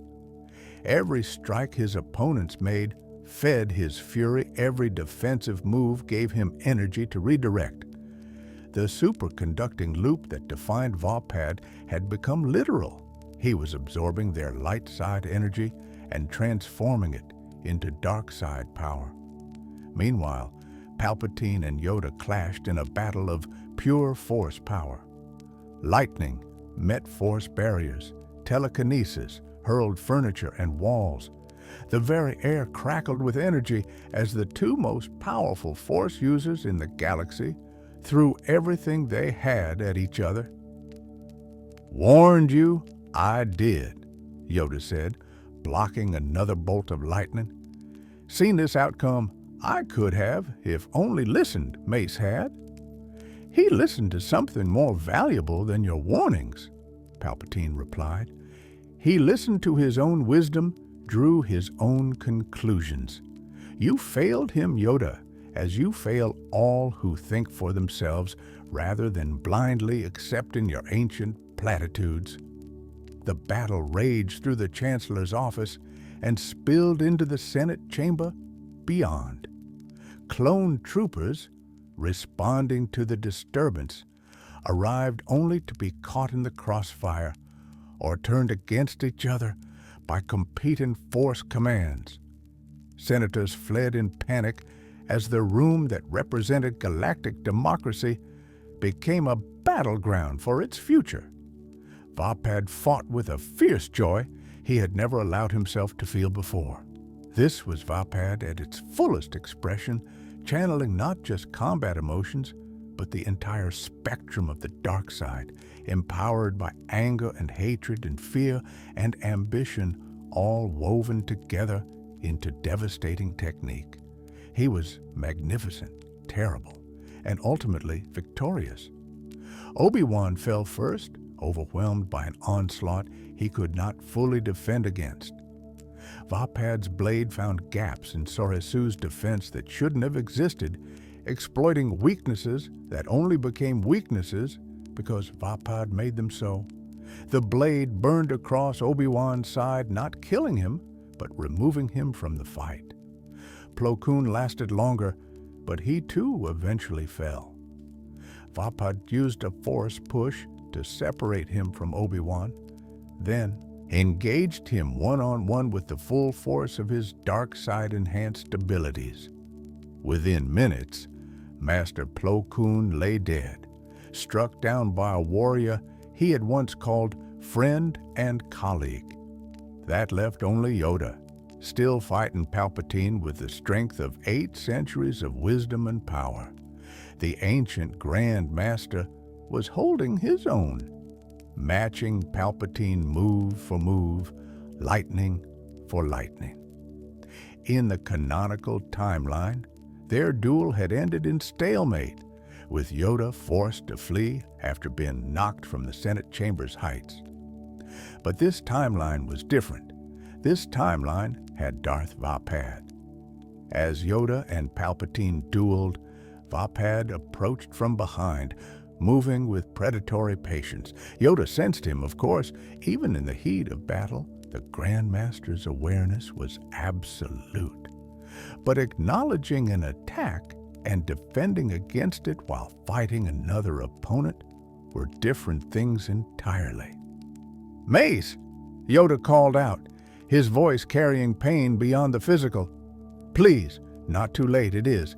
Turn back, you still can. Choose differently, you must." For just a moment, Darth Vapad hesitated. This was Yoda, who had trained him, guided him, believed in him.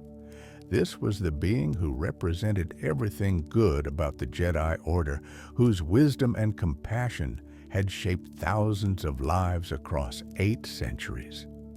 To strike him down would be to close a door forever, to make his fall irrevocable and absolute. Then the moment passed. "It is too late, Master," Vapad said quietly. "It was too late the moment you failed to see that your way had become obsolete. The future requires different wisdom than yours." He struck, his purple blade driving toward Yoda's back. The Grand Master spun impossibly fast, bringing his green lightsaber up to block, but he was a half-second too slow, caught between 2 opponents both more powerful than him. Vapad's blade didn't land a killing blow, but it struck deep enough to matter, burning across Yoda's shoulder and side. The Grand Master fell, his lightsaber skittering across the floor. Palpatine moved to finish him, but Vapad held up a hand. "No, he was my master. This is my responsibility." Vapad stood over the fallen Yoda, his purple blade humming. The ancient Jedi looked up at him with eyes that held no anger, only profound sadness and disappointment. "Failed you, I have," Yoda whispered. "Seen your fall coming, I did. Prevented it, I could not." "You didn't fail me," Vapad replied. "You simply taught me a philosophy I outgrew. I'm grateful for what you gave me, Master. It was the foundation I needed to build something greater. But foundations are meant to be built upon, not worshipped forever." "Kill me, you will?" Yoda asked. Vapad considered. In the Sith way, he should strike down his former master without hesitation. But some piece of him, whether it was lingering light or pragmatic calculation, rebelled against this action. "No," he said finally, "I will exile you instead.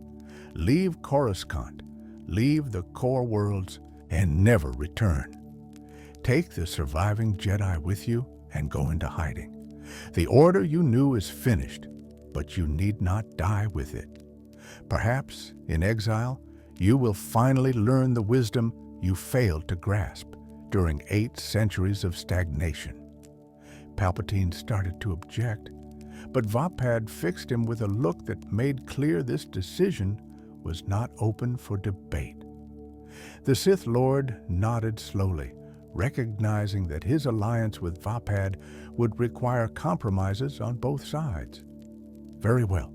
Let the aged fool serve as a reminder of what happens to those who cling to outdated ways. Yoda pulled himself up, moving with pain, but with dignity intact. He retrieved his lightsaber and looked one last time at the being who had once been Mace Windu. "Pray for you, I will," he said quietly. "Hope that someday, realize what you've become, you will. And when that day comes, if mercy still exists in your heart, seek redemption." The Grand Master limped away, gathering the injured Obi-Wan and leaving the Senate chamber. The Battle of Coruscant was over. The Jedi had lost, and a new order, darker, more terrible than anything the galaxy had seen in 1,000 years, was about to be born. The Sith Empire. With the Jedi scattered and the Senate thoroughly cowed by the display of power in their very chambers, Palpatine declared himself emperor as planned. But this imperial transition was different from the canonical timeline in significant ways. Where Palpatine alone might have ruled through fear and manipulation, the partnership with Darth Vapad allowed for a more nuanced approach.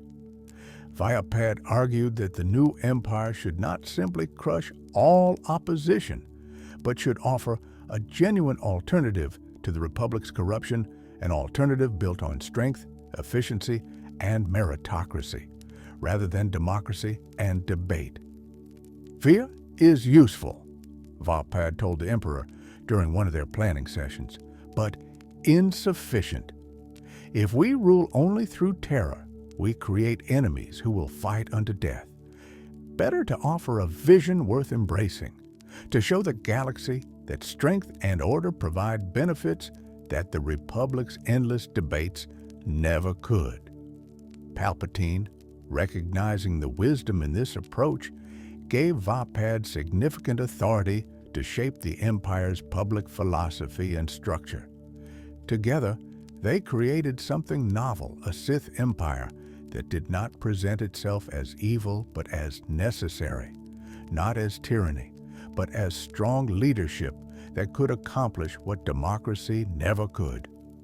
The Jedi Order, they declared, had become corrupt and blind, serving a republic that had itself become morally bankrupt. The new empire would do what the old republic would not: make hard decisions, act decisively, impose order on chaos.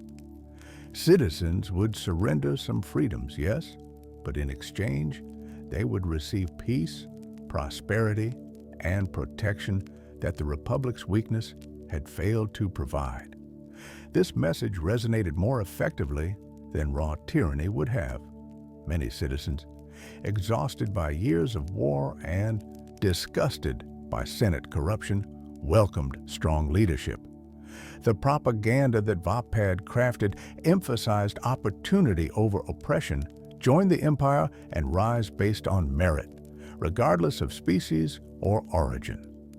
Oppose the empire and face consequences, but those consequences were framed as justice for those who would perpetuate the old system's failures.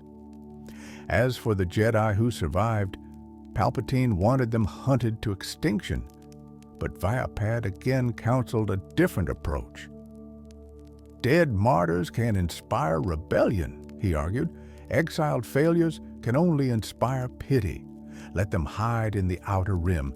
Let them become cautionary tales.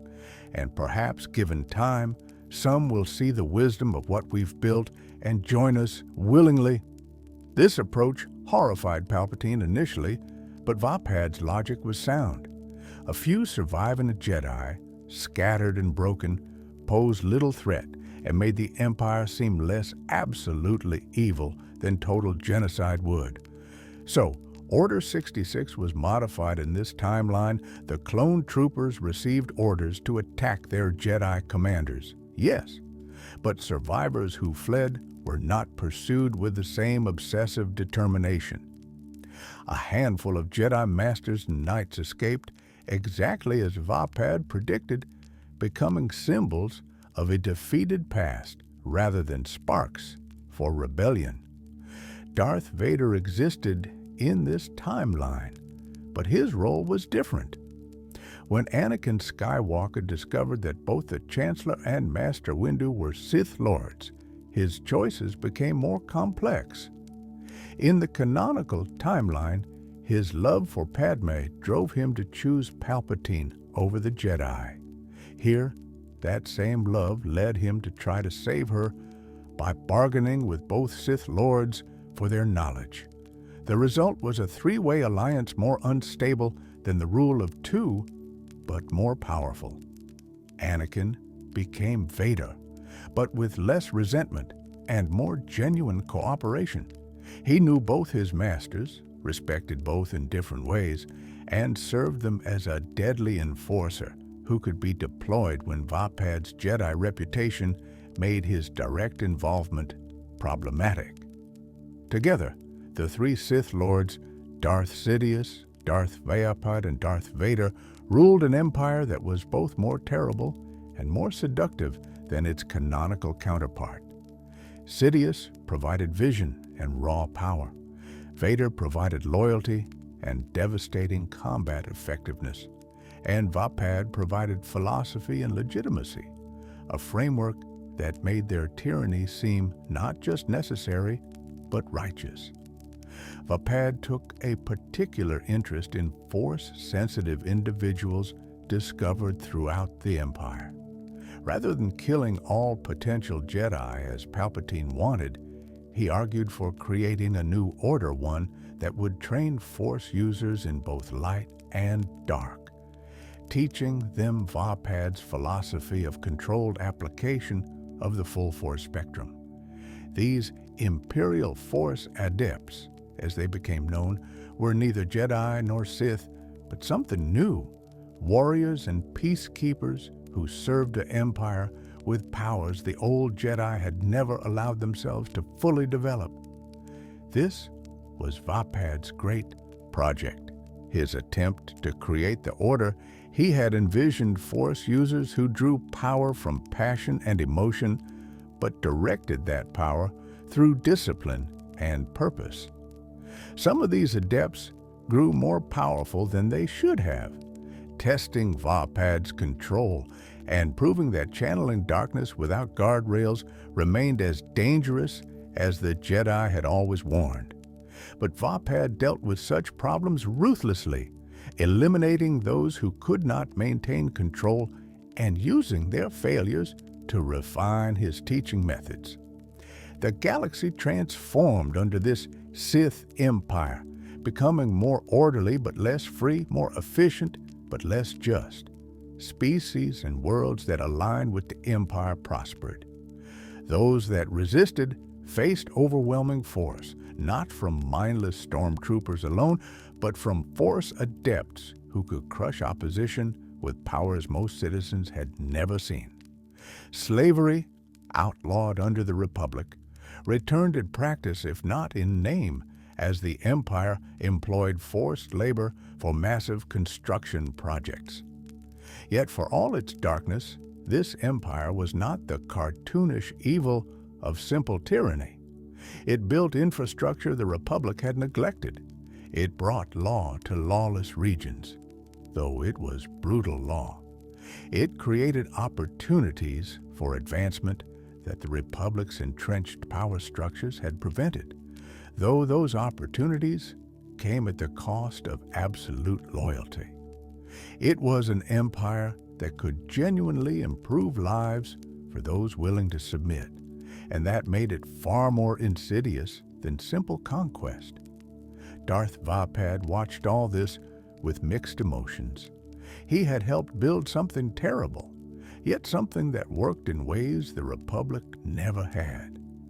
He had betrayed everything he once stood for, yet he believed he had done so in service of a greater good.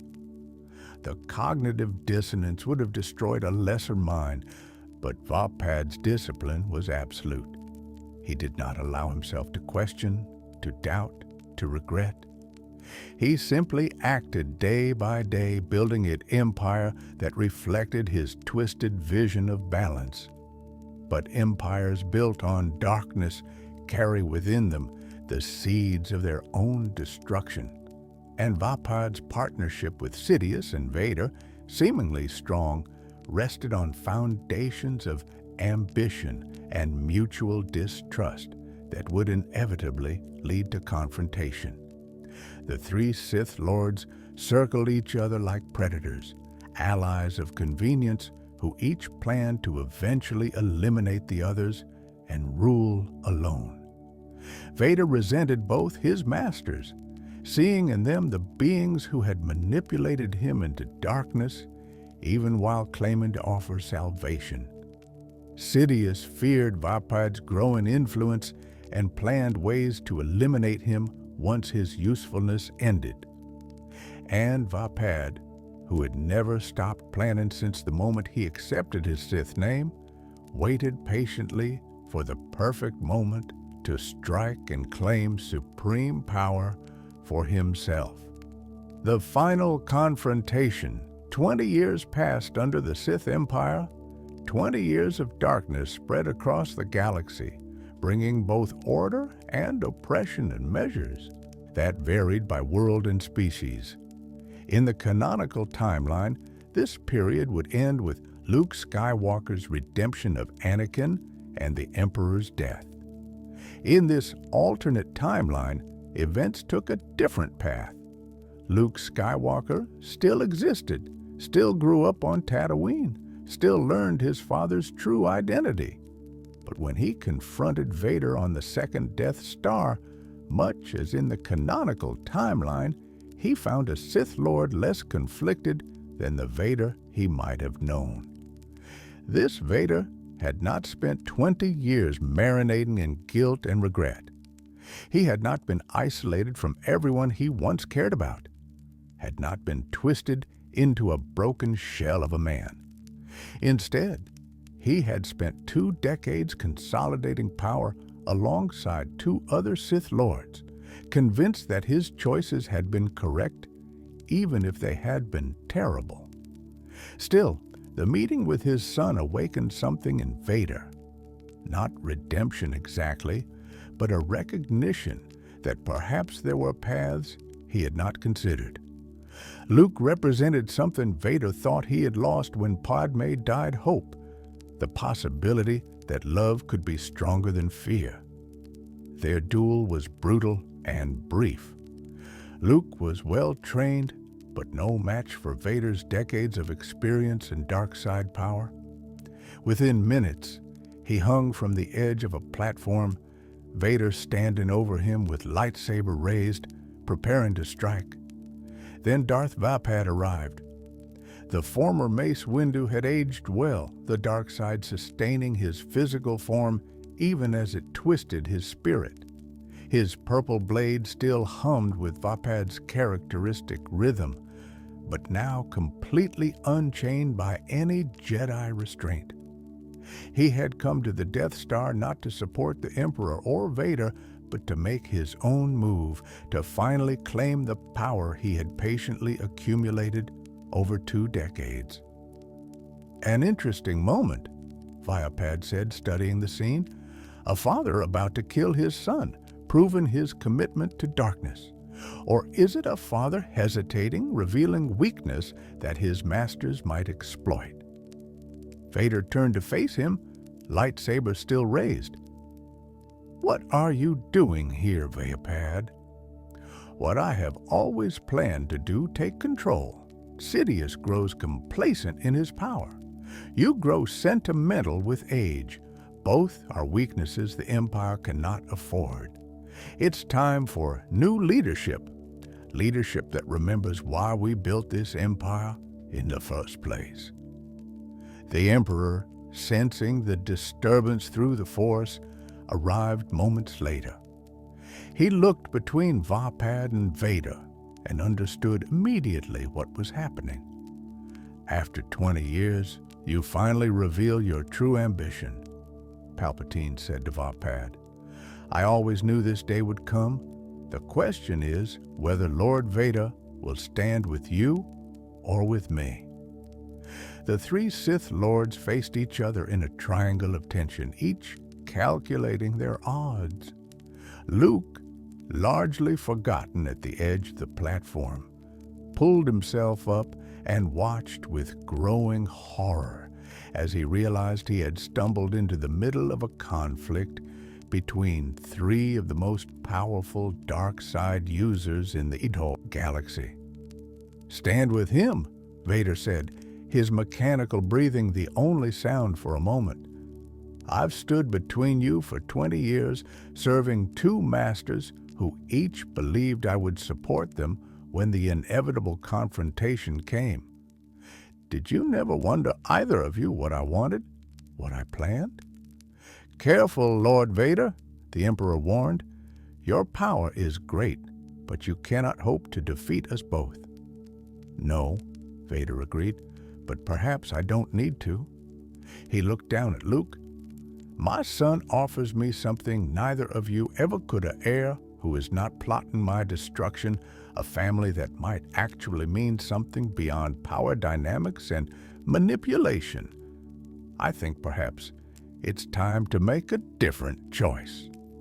Vader's decision catalyzed the confrontation. The Emperor, recognizing that he faced two opponents rather than one, struck first, Force lightning arcing toward Vader. Varpad moved simultaneously, his purple blade seeking Palpatine's exposed side, and Luke, seeing his chance, used the Force to pull a fallen lightsaber to his hand and threw himself into the fray. The battle that followed was apocalyptic. Four Force users, each incredibly powerful in different ways, fought in a space too small to contain their fury. The Death Star's throne room became a storm of lightning, telekinesis, and blade work beyond anything witnesses had ever imagined. Varpad's Varpad form channeled all the aggression from all three opponents, creating a superconducting loop of unprecedented magnitude. He moved faster than seemed possible, his blade everywhere at once, feeding on the darkness around him and reflecting it back, amplified. But even Varpad's supreme technique couldn't handle three opponents indefinitely. Vader fought with the brutal efficiency of 2 decades' experience, his prosthetic body giving him resilience organic beings lacked. But he was also protecting Luke, dividing his attention between offense and defense in ways that created exploitable vulnerabilities. The Emperor wielded raw Force power on a scale none of the others could match, his lightning and telekinesis devastating. But he was older, his physical form failing despite dark side sustenance. And he faced the two most powerful Sith Lords of a generation, plus a Skywalker, with enormous untapped potential. Luke was the weakest combatant, but also the wild card. He fought with Jedi technique, but also with emotion, his love for his father, his rage at what these Sith Lords had done to the galaxy, his fear and his hope, all feeding his power. In his hands, a lightsaber moved with untrained raw power that sometimes surprised even himself. The battle raged for long minutes that felt like hours. Vader fell first, struck by combined lightning from Palpatine and a telekinetic shove from Varpad that sent him crashing into a wall with force that would have killed an organic being. He lived, but was removed from the fight, his systems sparking and failing. The Emperor and Varpad fought on, and now the true test of their philosophies played out in combat. Palpatine drew on raw hatred and hunger for power, the pure dark side channeled by centuries of Sith tradition. Vapad drew on his unique synthesis, accepting darkness but directing it through frameworks developed in his Jedi training, wielding the full spectrum of the Force according to principles no other Sith had imagined. For a time, they seemed evenly matched. Then Luke, rallying despite his exhaustion, threw himself at Vapad with a desperate strike that landed more through luck than skill. The blade caught Vapad's side, burning through robes and flesh. Not a killing blow, but enough to break his concentration, to interrupt the superconducting loop that had been keeping him ahead of his enemies. Palpatine seized the opening. Lightning poured from his hands, striking Vapad directly. The former Jedi Master screamed, his purple blade falling from nerveless fingers, his body convulsing under the assault. For just a moment, through the agony, Mace Windu not Darth Vapad, but Mace Windu saw clearly what he had become, saw the terrible price of his choices. This, the Emperor said with satisfaction, is what happens to those who think they can master both light and dark. You were never as strong as you believed, Windu. Your control was always an illusion. You fell the moment you believed you could walk the edge forever without eventually slipping. Vapad tried to respond, but the lightning intensified. His body, enhanced by years of dark side power, resisted longer than any ordinary beings would have. But even his formidable resilience had limits. He felt himself dying, felt the life force draining from him. And in his final moments, he understood the truth he had denied for 20 years. The Jedi had been right about the dark side. Not that it was simply evil, he still believed it could be used for good purposes, but that it was inherently corrosive. That constant exposure to it changed you in ways you couldn't control or even perceive until it was too late. He had not been a Sith Lord who chose darkness for the greater good. He had been a fallen Jedi who convinced himself his corruption was actually wisdom, who used his formidable intellect to construct elaborate justifications for increasingly unjustifiable choices. Every step down his dark path had seemed reasonable at the time, yet each step had led inevitably to the next, until he stood as one of the architects of galactic tyranny, convinced he was serving justice. As consciousness left him, Mace Windu's last thought was an apology to Yoda, to Depa Billaba, to Obi-Wan, to all the Jedi he had betrayed. He wished he could take it back, wished he could return to that moment on Harun Kal when he had first seriously questioned whether the Jedi way was sufficient. He would have made different choices, would have recognized that doubt was not the same as wisdom, and that the ability to touch darkness without falling didn't mean it was safe to do so. But it was far too late for regrets. Darth Vapad died in darkness, without redemption, a cautionary tale about the seductiveness of corruption and the terrible price of believing you could control powers that were designed to control you. The Emperor turned his attention to Luke, preparing to finish what Vapad had started. But Vader, his systems rebooting, forced himself to rise one last time. With the last of his strength, he grabbed the Emperor from behind and hurled him into the Death Star's reactor shaft, sacrificing himself to save his son exactly as he would in the canonical timeline. Luke escaped the exploding Death Star carrying his father's body. The Sith Empire, built on the partnership of 3 Dark Lords, collapsed without them. The rebellion surged forward and a new republic rose from the Empire's ashes. But the galaxy Darth Vapad helped create lived on in other ways. The Imperial Force adepts he trained spread his philosophy, teaching that power should be seized rather than avoided, that effectiveness mattered more than principle. As some worlds remembered the Empire's order fondly, seeing the rebellion as bringing back the chaos the Empire had tamed.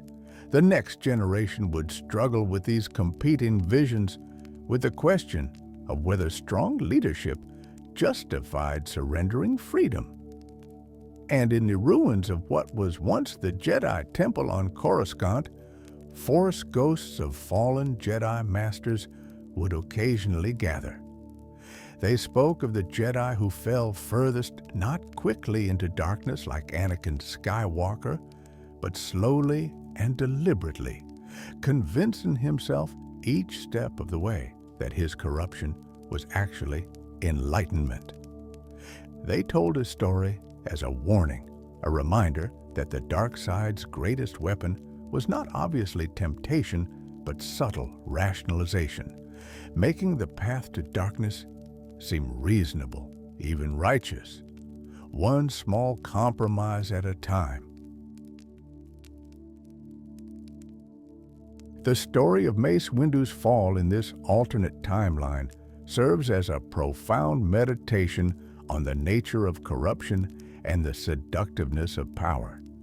In the canonical timeline, Mace stood as a testament to the possibility of acknowledging darkness without surrendering to it, of walking a razor's edge with absolute discipline. But this alternate timeline explored what might have happened if that discipline wavered, if that confidence in his own control proved to be hubris rather than wisdom. Several factors combined to create Mace Windu's fall, each building on the others in ways that seemed reasonable at the time, but led inexorably toward darkness. First, his creation of Vapad itself. By developing a lightsaber form that channeled dark emotions, he proved that Jedi could touch darkness without immediately falling. But this proof became a trap. It convinced him that he had solved a problem the entire Jedi Order had struggled with for millennia, that his unique insights allowed him to safely explore territory others could not. This confidence, while earned through demonstrated success, made him vulnerable to believing he could extend Vapad's principles indefinitely without consequence. Second, the Clone Wars themselves. War forced the Jedi into roles they were not designed for, requiring them to make hard choices that peacekeepers normally avoided. Mace saw countless situations where Jedi restraint seemed to produce worse outcomes than decisive action would have, where the Council's endless deliberation allowed problems to metastasize. This bred frustration with traditional Jedi philosophy and openness to alternatives that might have otherwise been rejected immediately. Third, his own formidable intelligence and self-discipline.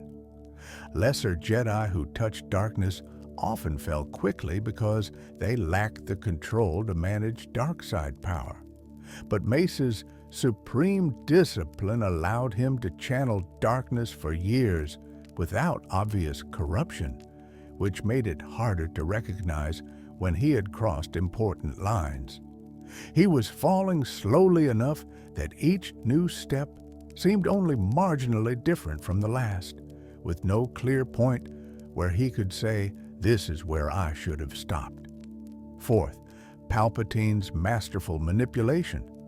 The Sith Lord recognized in Mace a potential ally rather than just an enemy to destroy. He seduced Mace not with obvious temptation, but by validating thoughts Mace was already thinking, by framing the dark side not as evil, but as an underutilized tool, by offering not power for its own sake, but power to accomplish goals Mace genuinely believed were righteous. Finally, isolation. As Mace's beliefs diverged from Jedi orthodoxy, he found himself increasingly isolated from the very people who might have helped him maintain perspective. He couldn't discuss his thoughts with other council members without revealing how far he had strayed. His closest student, Depa, had herself fallen into darkness. Yoda suspected something, but couldn't reach him. This isolation meant Mace's thoughts echoed only within his own mind, with no external check on rationalizations that grew more elaborate and divorced from reality. The tragedy of Darth Vapad lies in how preventable his fall might have been at several points. If the Council had taken his concerns about Jedi philosophy more seriously, if they had engaged with his questions rather than simply warning him against darkness, he might have found ways to evolve that didn't require abandoning fundamental principles. If Depa had been more carefully supervised during her mission to Harun Kal, if her fall had been caught earlier, Mace might not have been exposed to arguments that resonated so strongly with his own doubts. If anyone had been able to reach him emotionally rather than just intellectually, had helped him see that questioning methodology was not the same as questioning morality, things might have turned out differently, but they didn't and couldn't, because that's not how seduction by darkness works. The dark side doesn't announce itself as evil and ask people to embrace wickedness. It whispers that the ends justify the means, that power is only bad when wielded by bad people, that your exceptional discipline makes you special enough to handle what others cannot. It takes your virtues, your commitment to justice, your desire to help others, your frustration with arbitrary restrictions, and corrupts them incrementally until virtues become vices and righteousness becomes tyranny. The name Darth Vapad itself symbolizes his fall's nature. Vapad had been his greatest achievement as a Jedi, proof of his unique insights and supreme control. By taking it as his Sith name, he claimed that his fall was actually transcendence, that he had evolved beyond limiting Jedi categories. But in truth, the name marked how his greatest strength became his greatest weakness, how the edge he had learned to walk eventually cut him when he assumed it could be walked forever without consequence.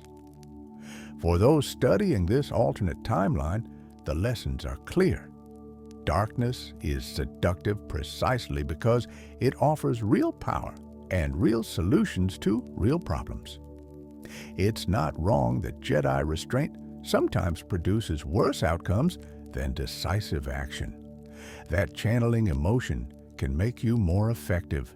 That power can accomplish good things. These are all true. The error lies in believing that acknowledging these truths requires abandoning the principles that keep power from becoming tyranny, that recognizing darkness's utility means it's safe to embrace it fully. The Jedi way suppressing emotion, avoiding attachment, rejecting passion can seem unnecessarily restrictive. Sometimes it is. But those restrictions exist because thousands of years of experience taught the Order that the alternative, giving people full permission to channel darkness, produces worse outcomes far more often than better ones. For every Mace Windu who successfully channels darkness for years, hundreds of Jedi fall immediately or gradually. The rules exist not because they're perfect, but because no better alternative has been found. This doesn't mean the Jedi couldn't evolve or improve. Perhaps there was a middle path. something that acknowledged Mace's insights about Jedi rigidity while maintaining necessary safeguards against corruption. But finding that path required working within the system to reform it, not abandoning the system entirely for seductive alternatives that promised power without consequence. As we close this exploration of what might have been, remember, Mace Windu fell not because he was weak, but because he was strong. Not because he was stupid, but because he was brilliant. Not because he was obviously tempted by evil, but because he convinced himself that his corruption was actually wisdom.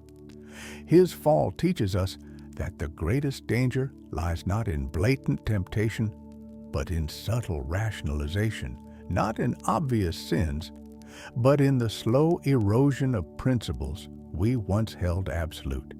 The dark side doesn't make you evil immediately. It makes you effective, powerful, capable of accomplishing things you couldn't before. It makes you feel justified in your choices, righteous in your actions. It gives you explanations for why you're different, why the rules that apply to others don't apply to you. And one day, if you're not very careful, you wake up and realize you've become the very thing you once fought against, and by then, you're too far gone to turn back. So if you find yourself walking the edge between light and dark, channel caution along with power. Question your certainty that you can handle what others cannot. Seek outside perspectives rather than isolating yourself in echo chambers of your own thoughts.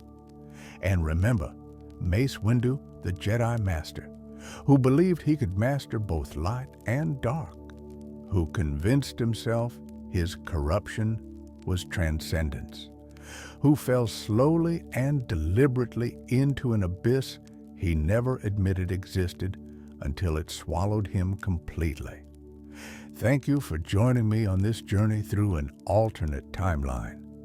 If you enjoyed this exploration of what might have been, please like this video, subscribe to the channel, and let me know in the comments what other alternate timeline scenarios you'd like me to explore.